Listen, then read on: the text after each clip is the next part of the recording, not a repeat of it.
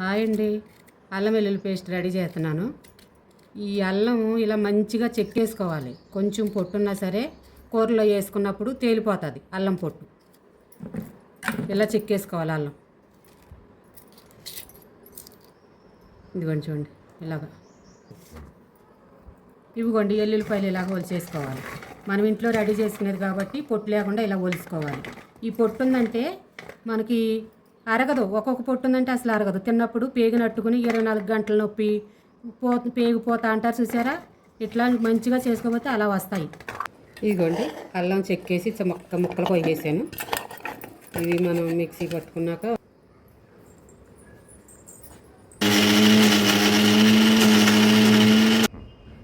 ఇవ్వండి ఎల్లుల్లిపాయలు.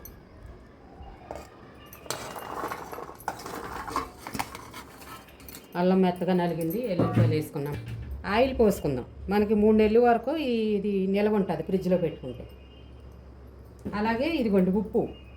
ఈ ఉప్పు ఆయిల్ పోసుకుంటే 3 నెలల వరకు అల్లం వెల్లుల్లి పేస్ట్ ఫ్రెష్గా ఉంటుంది ఫ్రిడ్జ్లో పెట్టుకుంటే.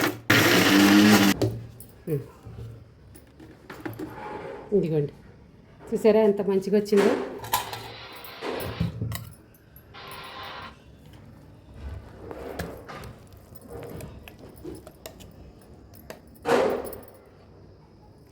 ఇంత మంచిగా ఉంటుంది ఫ్రెండ్స్.